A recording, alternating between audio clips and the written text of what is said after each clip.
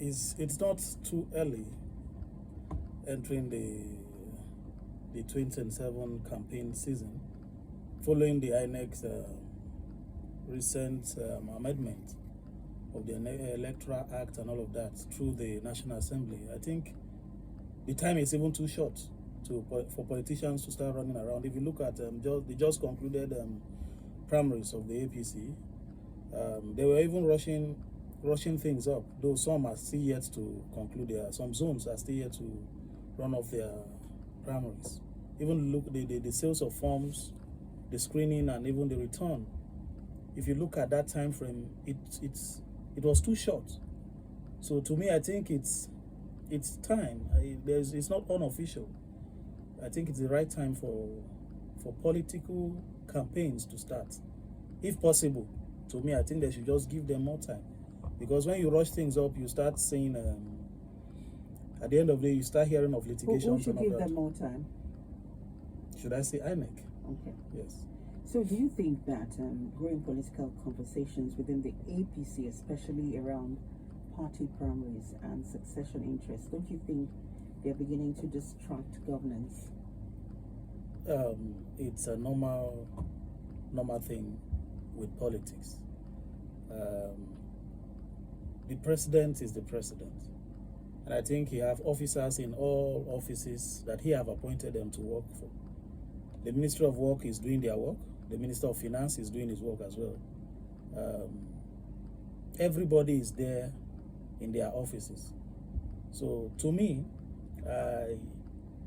yes, when you talk about politics distracting governance, this year, I think it's coming to an end already because of this political campaign going around. So it's two-sided, because most of his cabinet members are looking at coming back, and they are campaigning in their zones, their various zones. But at the same time, I think, yes, it somehow affects governance, like you said. So the question is, how can government institutions remain focused and productive during politically charged periods as we are experiencing? Well, the best things to do... Just before you respond, please, if you want to be a part of our conversation, please call the number 080-533-88058. The number again to call 080-533-88058. That's the number to call. Please go on with your thoughts. Okay, can you come again, please? So I said, how can government institutions remain focused and productive during politically charged periods? I think the best step to take in remaining in charge during political period is for the president to set up a checkmating committee, because most of his cabinet members, some are even resigning, some are even afraid of resigning because they don't know if they are going to get a ticket eventually. So like he did some months ago with the Ministry of Information, calling all ministries to come together and reel out all their achievements within this period. I think that is what the president should do. They should not leave the office vacant while campaigning and running for office. So he should set up a committee that will ensure his appointees and other ministries and parastatals are really working. Yeah. I think that is the best way for the president to do. Let's talk about the media. What role should the media play in ensuring governance issues are not overshadowed by politics and party drama?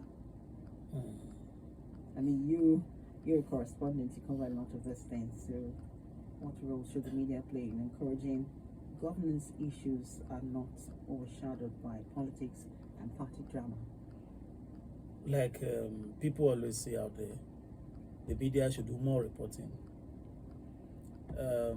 While the media is still looking for money, because they need money to run the media space, the best thing for the media to do, to me, is to balance the reporting.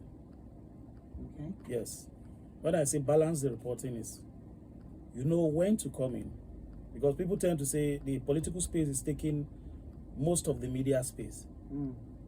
But at the same time, I feel the media should balance this reporting. You open a newspaper today, what you see there is this person decamping to this person refusing to do this. It's more of politics, either politics or security. So for media to balance this space, I think they should know when to come in, because the Nigerians, the populace today, I think sometimes they are feeling neglected by the media.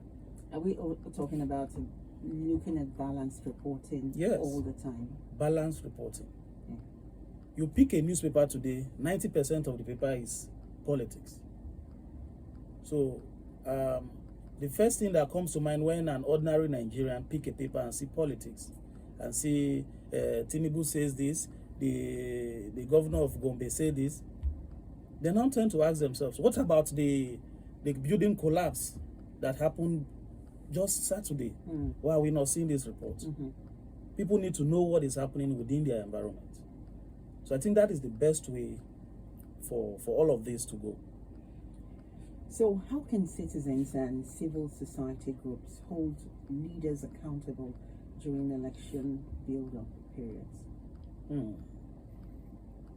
How can citizens begin to hold leaders accountable during election build-up periods?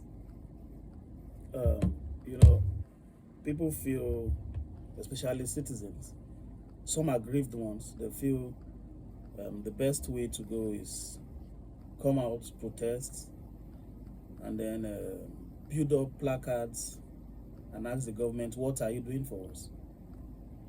That is not really the way it should be addressed sometimes.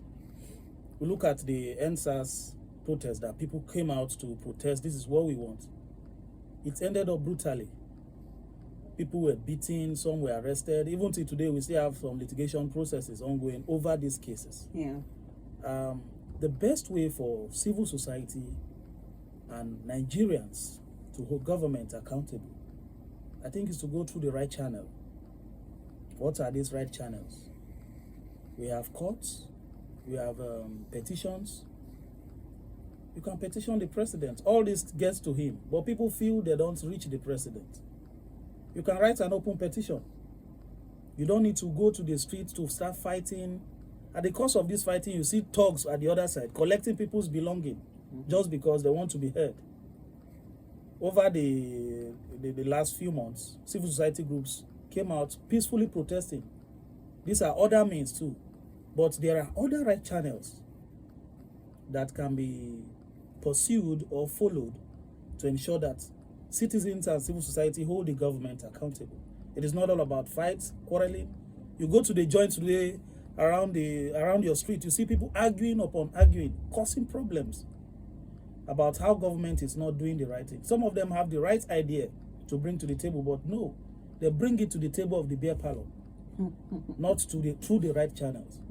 But when these cases are being channeled through the right process, you discover that yes, they work towards it. We have lawmakers representing our constituencies. We have a lawmaker in Karo. We have a lawmaker here in FCT, AMAC. You can write to these people. You can even call them as a community. They came from somewhere. They have a family. They are not ghosts. They are representing us. So when you get these people, when you write to them officially, even they themselves feel respected and responsible from to the people they are representing. So the right channel is to follow the due process. Yes, we say this cannot happen in Afghanistan, this cannot happen in ordinary Ghana. Here people will start protesting. Yes, Nigeria is so large that if you bring up protests, sometimes it moves beyond what you expect. People who don't even know about anything they are discussing will come up and start shouting. So I think the best approach is to follow the right channels. But I don't want you to ask me, people have been following the right channels. There are no... that was going to be the next question. Yes. Please continue following the right channel. Fighting is not going to solve it. It's just like going to the president's office and say you are locking up the office. President, you are not going out today. And you think it's going to work. When they bring up the DSS and start beating people, you say, oh, the president have started beating Nigerians. He have refused to listen to Nigerians. We should learn to to follow processes in doing things. We are so large that any small mistake, it busts up. All right. The program is the Civic Forum on Whispers 87.7 FM. If you want to be a part of our conversation, call the number 080-533-88058. The number again to call 080-533-88058. And we're asking, has governance in Nigeria improved or slowed down whenever elections approach, and should early political campaigns be regulated more strictly?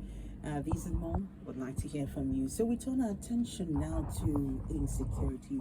Now, Mr. Matthew, why repeated incidents of kidnapping and violence seems to trigger, seems to be triggering public outrage? I know that you've been following the stories in Oyo and the other parts of Nigeria in recent times. Why? What are your thoughts on this? You see, when you talk about security and the outrage from parts of Nigerians,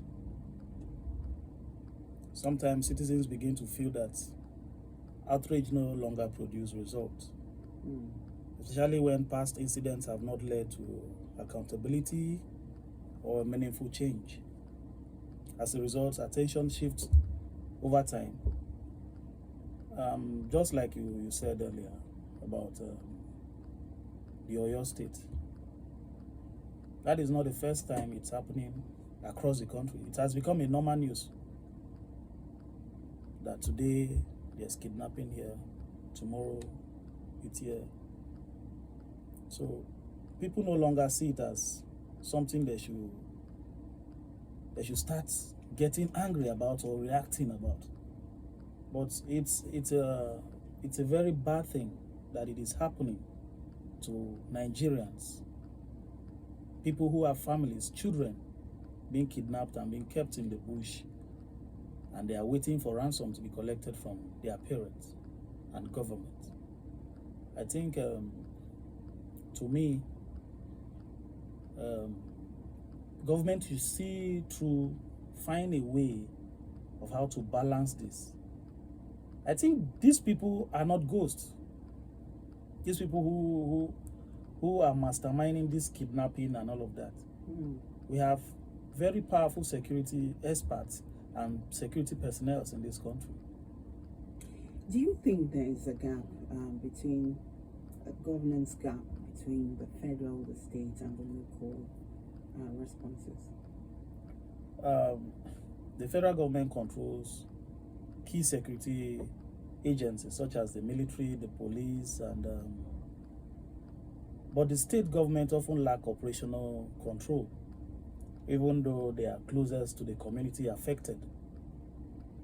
The local government, which should ideally serve as the first intelligence layer, are also structurally weak.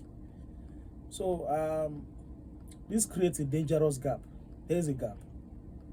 Intelligence is not effectively shared, response is often delayed, and even communities feel abandoned during this crisis. So until Nigeria builds a truly integrated security architecture with clear roles and accountability across all tiers of government, we will continue to see gap. There will be a serious gap among the system. So until that, I think there is a need for government to work together with these three tiers of the bodies within it: the state government, the local government. So there's a gap. Okay. So do you think that persistent insecurity, it would affect the trust in institutions and perhaps participation in democracy ahead of 2027? Yes.